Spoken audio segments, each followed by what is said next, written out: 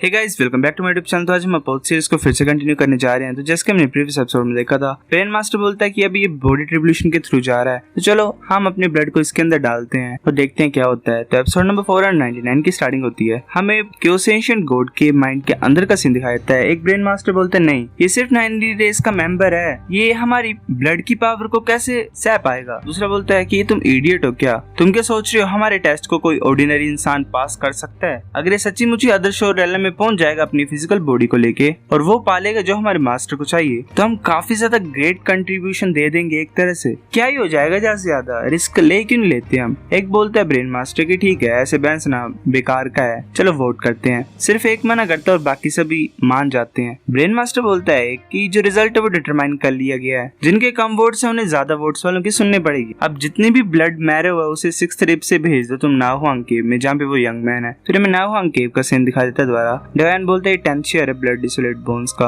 ये ठीक होगा। कमजोर होने से मतलब बजाय वो और ज्यादा स्ट्रॉन्ग होता जा रहा है। एल्डर बोलती है कि ये 10th शेयर ऑफ ब्लड डिसोलेट बोन्स को रख सकता है, मुझे पता था पहले, अगर ऐसा पता होता मतलब मेरे को पहले, तो मैं इसे और ज्यादा दे देती। डायन सोच रहा होता है कि 10 शेयर हमारी लिमिट है, और ज्यादा देते तो लूजेंग पक्का ही मर जाता। ग्रैंड एल्डर तो कुछ ज्यादा ही ग्रीडी है। ग्रैंड एल्डर हैरान हो जाती है। डायन बोलता है क्या हुआ, कुछ हुआ क्या ग्रैंड एल्डर। ग्रैंड एल्डर बोलती है कि जो बोन टावर वो शेक कर रहा है। डायन बोलता है क्या बोन टावर शेक कर रहे हैं, तो इम्पॉसिबल है, बोन टावर को खतरनाक तरीके से शेक करने लग पड़ता है। ग्रैंड एल्डर बोलती है ये जो वेव है अर्थक्वेक की, ये तो और ज्यादा स्ट्रॉन्ग बनती जा रही है और अभी मूव कर रही है, तो हमारी तरफ आ रही है। डायवान बोलते हैं यहाँ पे चल क्या रहा है। ग्रैंड एल्डर बोलती है बुरा है, लुजेंग को नाहुआंग केव से बाहर निकालो, ये वेव उसी की तरफ आ रही है। डायवान बोलता है ठीक है। वो फिर जा रहा होता आगे की तरफ, तभी जो गेट होते हैं एक तरह से बंद हो जाते हैं। बाकी भी आ रहे होते हैं एग्जाइल वहां पे। एक एग्जाइल बोलता है क्या हुआ। डायवान बोलता है कि जो नाहुआंग केव है वो बंद हो गई अपने आप ही। एक एग्जाइल बोलता है कि मैंने एक यूनिक पावर को फील किया जो कि स्काई स्पीड बोन टावर की तरफ आ रही थी, गैदर हो रही है वो नाहुआंग केव की तरफ। दूसरा एग्जाइल बोलता है कि ब्रदर तुम्हें क्या लगता है ये जो पावर आ रही है ये एक एंशिएंट क्योस गॉड की तरफ से आ रही है। फिर हमें नाहुआंग केव का सीन दिखाया जाता है। लुजेंग वहीं पे पड़ा होता है, सोच रहा होता है ये साउंड कहाँ से आ रही है, तभी ऊपर से ब्लड गिरने लग पड़ता है। लुजेंग सोच रहा होता है ये कैसी चीजें हैं, ऐसा लग रहा है ये मेरी तरफ आ रही है। मतलब सारा ब्लड लुजेंग के अंदर घुस रहा होता है। लुजेंग सोच रहा होता है बॉडी ट्रिब्यूलेशन दोबारा स्टार्ट हो रही है। स्टार्टिंग से उसकी बॉडी एक तरह से पूरी तरह से ब्रेक होने लग पड़ती है और वो बहुत जोर से चलाता है, वैसे खून में डूबा होता है। सोच रहा होता है ये चल क्या रहा है। एक एग्जाइल बोलते है ब्रदर लुजेंग की जो वाइटैलिटी है वो पूरी तरह से कमजोर हो गई है। दूसरा जो एल्डर होता है वो बोलता है नहीं लुजेंग यहाँ पे मर नहीं सकता है, सभी साइड हो जाओ यहाँ पे मेरे रास्ते से। सब पीछे पीछे हट जाते हैं। वो जो एल्डर होता है वो अपनी पूरी ताकत को लगाता है और पंच मारता है नीचे, पर कुछ नहीं होता, मतलब गेट खुलता ही नहीं। वो बोलता है कि मैं कुछ ज्यादा बेवकूफ था, मेरे को ट्राई नहीं करनी चाहिए थी कि उस एंशिएंट गॉड की बोन को तोड़ने की, मतलब एक तरह से कहाँ ही तोड़ पाता, ये ऐसे बेवकूफी कर रहा है। ग्रैंड एल्डर बोलती है लुजेंग की वाइटैलिटी पूरी तरह से खत्म हो गई। चेंग भी बोलता है यहाँ पे चल क्या रहा है, नाहुआंग केव में क्रैक्स कैसे आ गए सडनली और वो क्लोज भी कैसे हो गई। जो केओस के एंशिएंट गॉड है, मतलब उसने कभी भी इतने सालों में मूवमेंट नहीं दिखाई, ये सडनली हो क्यों रहा है। एग्जाइल चुप होता है, सोच रहा होता है ये अभी क्यों हुआ जब लुजेंग ने बोन टावर में एंट्री ली, तो ये कॉन्सिडेंस हो ही नहीं सकता है। केओस एंशिएंट गॉड चाहता क्या है। वो बोलता है कि तुम सब यहाँ से चल जाओ, जो नाहुआंग केव है वो अभी के लिए बंद होगी, बाकी सभी चल जाते हैं वहाँ पे। एग्जाइल बोलता है कि बहुत ज्यादा स्वीट ब्लडी स्मेल आ रही है, ऐसा लग रहा है कि नीचे ब्लड का पूल ही बन गया है। दूसरा बोलता है कि ब्लड का पूल बन गया है, क्या ये केओस एंशिएंट गॉड का ब्लड मैरो होगा। एग्जाइल बोलता है कि ये पॉसिबल हो सकता है। इस इंपॉर्टेंट टाइम में जब लुजेंग बॉडी ट्रिब्यूलेशन के थ्रू जा रहा था तो केओस एंशिएंट गॉड ने अपनी बोन मैरो को रिलीज किया। क्या केओस एंशिएंट गॉड अपनी बोन मैरो को लुजेंग के अंदर डालने की कोशिश कर रहे हैं। एग्जाइल बोलते दूसरा कि हमने 10 शेयर ब्लड डिसोलेट बोन्स के दिए थे उसे, और साथ में उसने केओस एंशिएंट गॉड की ब्लड मैरो को भी अब्सॉर्ब किया। केओस एंशिएंट गॉड तो लुजेंग को एक तरह से मुश्किलें दे रहा है और ज्यादा, अब हम क्या करें नेक्स्ट। दूसरा एग्जाइल बोलता है कि हमें वेट करना पड़ेगा, लुजेंग हमारे चीफ्टन का ग्रैंड सन है, मुझे लगता है वो यहाँ पे मरेगा। फिर एक दिन बाद वो वेट कर रहे होते, 3 दिन बाद वो वेट कर रहे होते, 7 दिन बाद वो ऐसे वेट कर रहे होते हैं। एग्जाइल बोलता है कि हमारी जो 9ली रेस है वो इतनी पावरफुल रेस नहीं है पूरे मदर वर्ल्ड में, पर जब से मैं पैदा हुआ हूँ हमें सभी कुछ ज्यादा बुली करते थे और ऐसे मारते थे, मैंने कभी भी कंप्लेन नहीं की। मैं बहुत ज्यादा घटिया जगह पे पैदा हुआ और वहाँ पे कुछ ज्यादा ही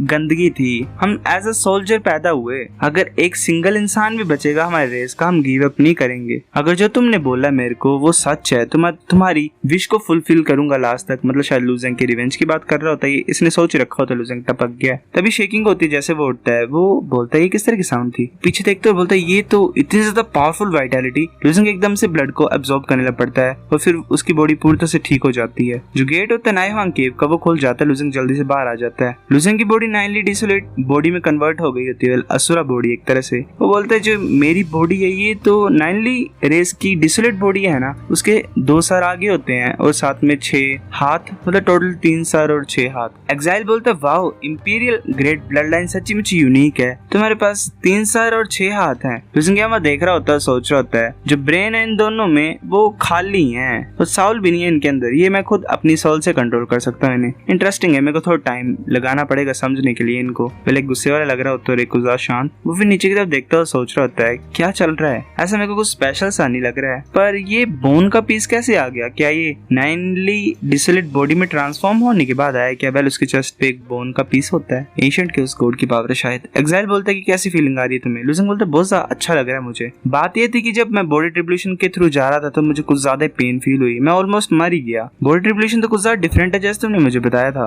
5 ट्रिब्यूलेशन के बाद एक और ट्रिब्यूलेशन की दोबारा आई। एग्जाइल बोलता है ऐसा लग रहा है तुम्हें पता नहीं है, जब तुम बॉडी ट्रिब्यूलेशन के थ्रू जा रहे थे तो तुमने एक और ब्लड लाइन के साथ मिक्स हो गए तुम। लुजिंग बोलता है एक और ब्लड लाइन, मुझे तो जरा भी चेंजेस फील नहीं हो रहे हैं। एग्जाइल बोलता है कि तुमने अभी अभी बॉडी ट्रिब्यूलेशन को फिनिश किया है, तुम्हें टाइम चाहिए, हम बाद में बात करेंगे, तुम यहाँ पे रह सकते हो और कल्टिवेट कर सकते हो थोड़े टाइम के लिए। लुजिंग बोलता है ठीक है, वो सोच रहा होता है अब मैंने बॉडी ट्रिब्यूलेशन से ब्रेक थ्रू कर लिया है तो मैं आगे कल्टिवेट करूंगा और प्रिपेयर करूंगा ज़ॉनियन रेस के साथ चैलेंज लेने के लिए एक तरह से। फिर हमें दोबारा साइड स्टोरी दिखाई देती है, हमें स्पिरिचुअल बुद्धिज्म डोमेन का सीन दिखाया देता है जन मोंक पीक का। वहाँ पे डुगू बोलता है कि ये पक्का वही प्लेस होगा, हम पहुंच गए हैं। वहाँ पे एक मोंक होता है, वो बोलता है कि अमिताभा जो टाइम है प्रे करने का वो खत्म हो गया है, प्लीज कल आना। पोएट एन बोलता है मुझे माफ कर दो, हम एक फ्रेंड को ढूंढने के लिए आए हैं, उसका नाम कूडेंग है, वो यहीं पे कल्टीवेट कर रहा होगा। मोंक बोलता है तुम फ्रेंड हो मास्टर कूडेंग के, प्लीज अंदर आ जाओ। डुगू बोलता है क्या कूडेंग सच्ची मुझे इस टेंपल में है? मोंक बोलता है कि मास्टर कूडेंग अभी करंटली यहाँ पे नहीं है, वो दूसरे प्लेस में गए हैं गॉड डोमेन में, आधा साल हो गया उनको कल्टीवेट करते हुए वहाँ पे।